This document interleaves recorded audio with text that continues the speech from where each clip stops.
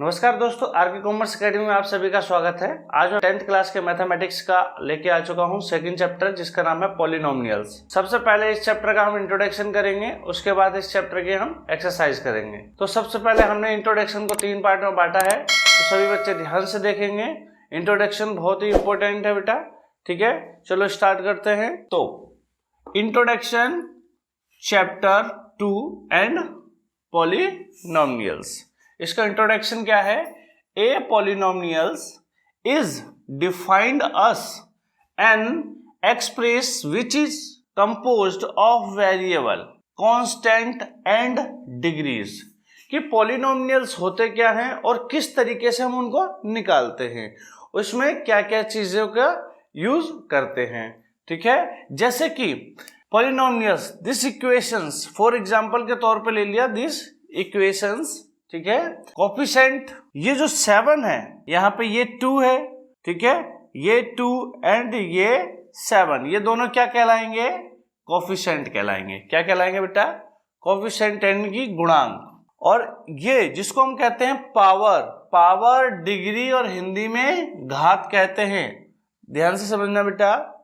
और जो किसी चर के साथ, यानी कि ये हमारा क्या है, एक तरीके से चर है x, ये भी x जो है वह चर है हमारा, और इसको कहते हैं ऑपरेटर यानी कि संचालन, ठीक है।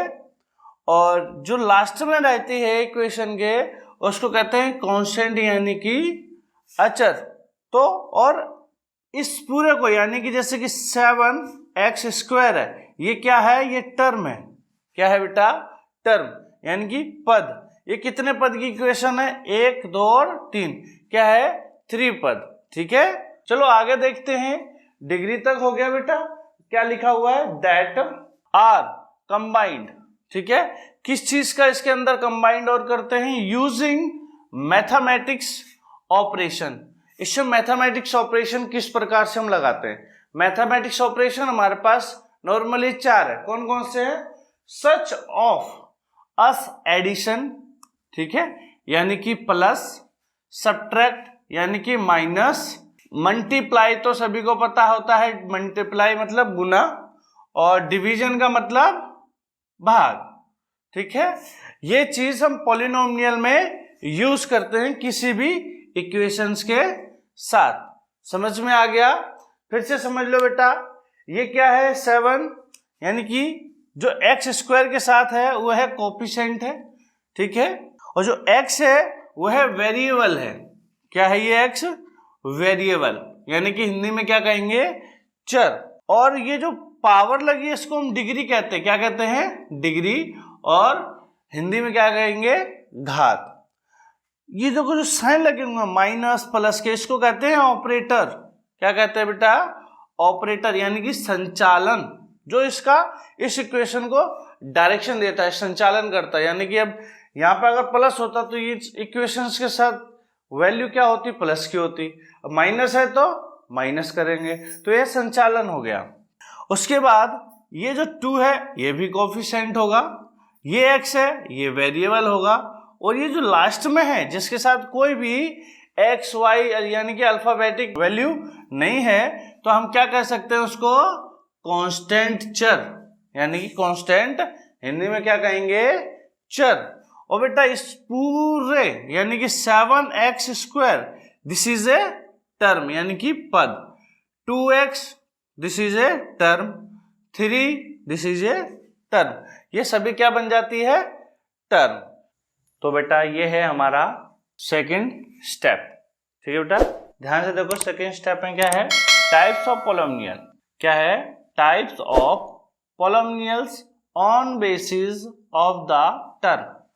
पॉलिनोमियल्स के हमने कुछ टर्म लिए हैं कि किस बेसिस पे हम पॉलिनोमियल में कैलकुलेशन करते हैं, उसके हमने कुछ टर्म लिए हैं। जैसे कि ये दे रखी है मोनोमियल, जैसे कि सिंगल टर्म हो। क्या हो? Single term. 3x, 4x कुछ भी हो सकता है, यानी कि सिर्फ सिंगल टर्म हो, यानी कि एक ही पद हो। बायोनोमियल, ठीक है। क्या होता है? बिनोमियल, ठीक है। बिनोमियल्स का मतलब होता है जिसमें दो पद हो। कितने पद हो? दो, यानी कि टू टर्म हो। कितनी बेटा? To term. ट्राइनोमिनियल, ट्राइनोमिनियल का मतलब है जिसमें थ्री टर्म हो, 1 2 एंड 3, ये टर्म होते हैं यानी कि पद। ठीक है बेटा। अब देखते हैं next, degree of polynomials. Degree of polynomials कितने होते हैं और क्या होते हैं? तो there are 4 types of polynomial in it. ये कितने प्रकार के डिग्रीज होते हैं? Degree of polynomials 4 types. कितने टाइप्स के होते हैं बेटा? 4 टाइप्स के होते हैं। जैसे कि डिग्री की डेफिनेशन दी है, degree highest power of the variable in polynomial, यानी कि जो हाईएस्ट पावर जिसके ऊपर लगी रहती है उसको डिग्री कहा जाता है। ठीक है। फॉर एग्जाम्पल इसके 4 पॉइंट दे रखे हैं। पहला है कांस्टेंट। क्या है ये? कांस्टेंट।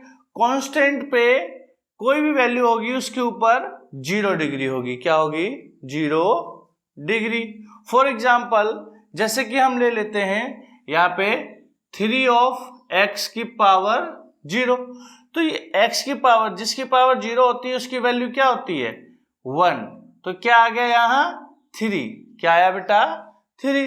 तो ये हमने क्या बताया था पीछे फॉर्मेट में? कांस्टेंट बताया था जिसके साथ कोई अल्फाबेट नहीं लगता है।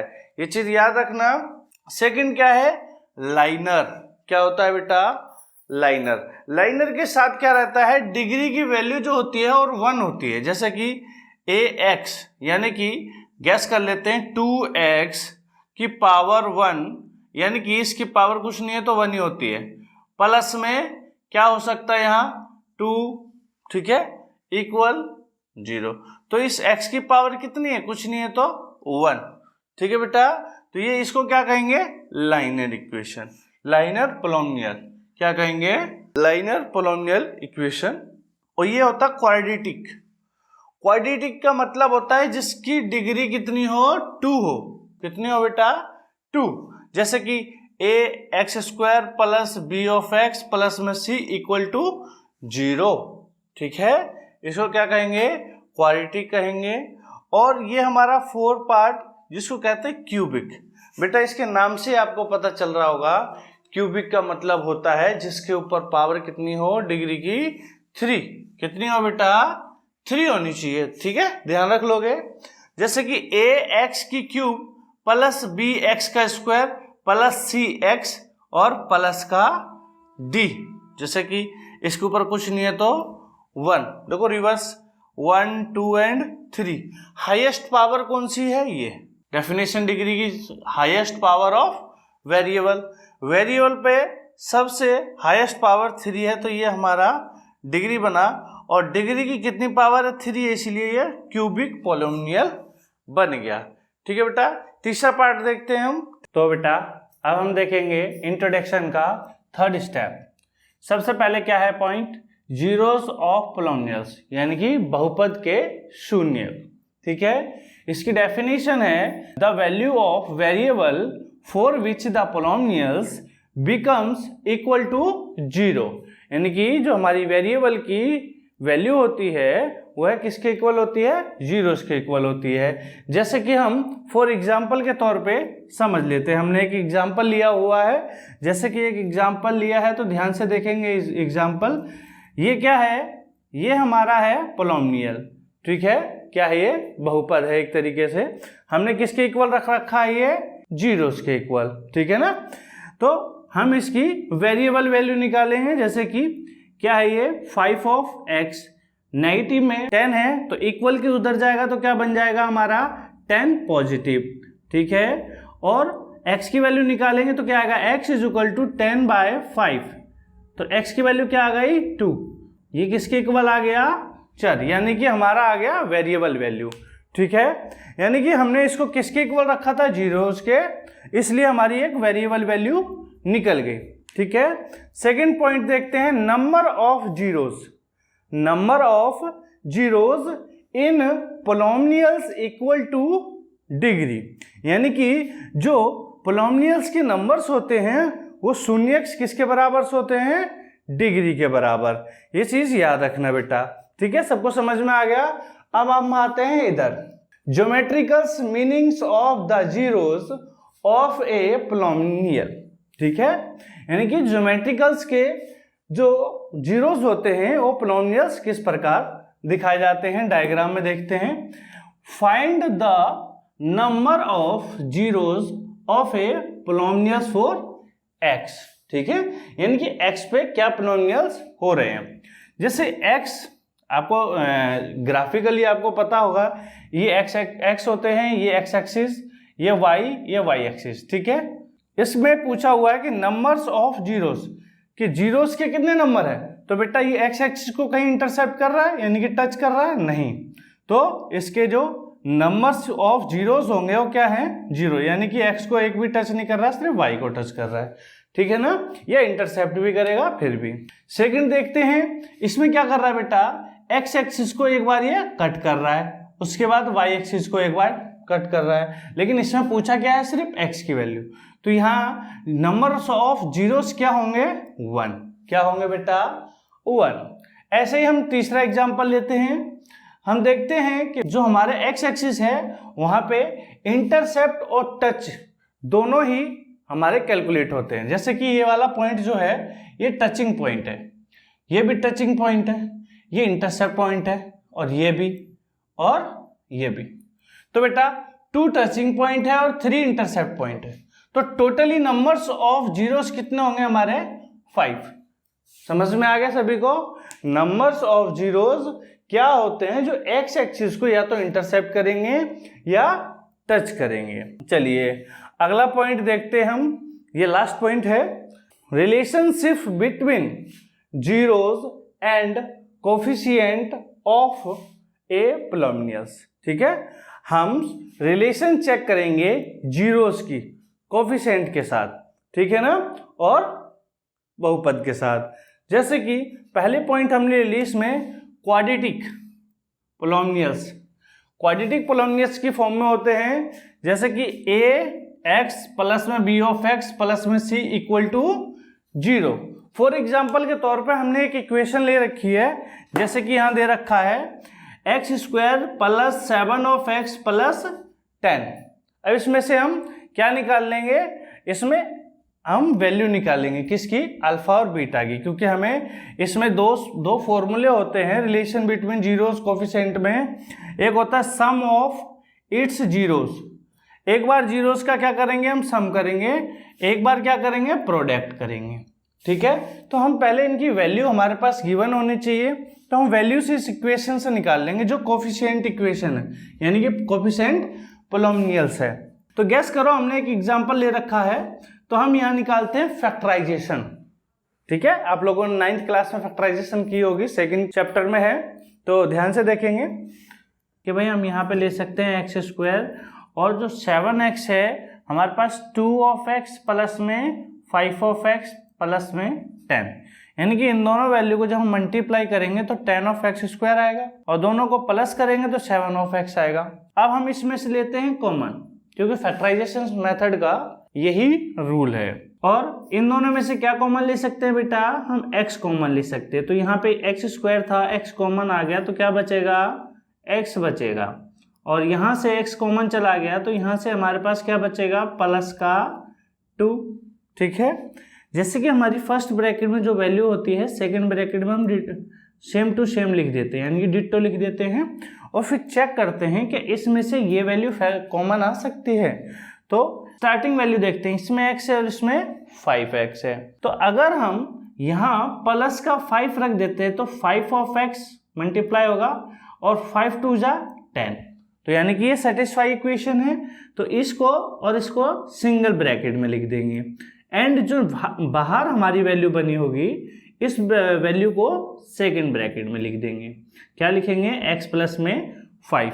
यहाँ से अल्फा बीटा की वैल्यू निकालनी है, यानी कि x की दोनों की वैल्यू निकालेंगे, तो यहाँ x की वैल्यू क्या आएगी, x इक्वल में -2 and x is equal to में -5। तो ये तो हमारी वैल्यू जो निकल गई अल्फा की, और ये जो वैल्यू है ये आ गई बीटा की, ठीक है बेटा। तो बेटा अल्फा और बीटा की वैल्यू हमारी निकल गई है। तो अब हम सम ऑफ इट्स जीरोस यानी कि सम ऑफ जीरोस निकालेंगे। तो अल्फा की वैल्यू है -2 एंड प्लस माइनस का 5, ठीक है। और इक्वल में b की वैल्यू क्या है बेटा, b क्या है, b ऑफ x यानी कि इक्वेशन की सेकेंड टर्म क्या है 7 ऑफ x, x से x कंपेयर हो गया तो b की वैल्यू कितनी आ गई 7 आ गई। तो यहाँ माइनस का निशान है तो माइनस का 7। और a की वैल्यू क्या है, a इक्वेशन के सबसे पहले टर्म में होती है तो यहाँ a की वैल्यू क्या कुछ नहीं है तो 1, तो यहाँ 1 आ गया। माइनस माइनस प्लस निशान माइनस का, इक्वल में माइनस का 7। क्या left hand side and left hand limit equal right hand limit equal आ गई, हाँ बिल्कुल इक्वल है। तो यानी कि सम ऑफ जीरोस क्या निकल गए -7। अब products of its zeros, products zeros निकालेंगे तो किस प्रकार से निकालेंगे, ध्यान से देखेंगे। इस बार अल्फा की वैल्यू क्या लेंगे, सेम वैल्यू लेंगे, बट जो मेथड है वो प्रोडक्ट हो जाएगा -2 एंड -7, ठीक है, ब्रैकेट में लेंगे क्योंकि डबल साइन एक साथ नहीं आता है। इक्वल सी की वैल्यू, बेटा सी की वैल्यू क्या है, थर्ड टर्म क्या है 10, तो हमारा यहाँ पे क्या आ जाएगा 10 और a का क्या है 1। माइनस माइनस मल्टीप्लाई करेंगे तो क्या हो जाएगा प्लस का 10 इज इक्वल टू 10, तो left hand limit is equal to right hand limit भी इक्वल आ गई। ये हमारे होगा relation between zeros of coefficient कि हम दो कोफिशिएंट में उनकी रिलेशन किस प्रकार निकाल सकते हैं। सबसे पहले क्वाड्रेटिक पोलिनोमियल लेंगे, उस इक्वेशंस की क्या निकालेंगे अल्फा और बीटा की वैल्यू, और फिर sum of zeros and products of zeros के द्वारा हम इसके कोफिशिएंट निकाल देंगे, ठीक है बेटा। उम्मीद करता हूं सभी बच्चों को सेकेंड चैप्टर का इंट्रोडक्शन का वीडियो समझ आया होगा। सभी बच्चे अपने दोस्तों की मदद करने के लिए इस वीडियो को अपने दोस्तों तक शेयर करें और कमेंट करें, लाइक करें, और वीडियो कैसा लगा है उसके ऊपर कमेंट बॉक्स में कमेंट करके जरूर बताएं। फिर मिलेंगे नेक्स्ट वीडियो में, धन्यवाद।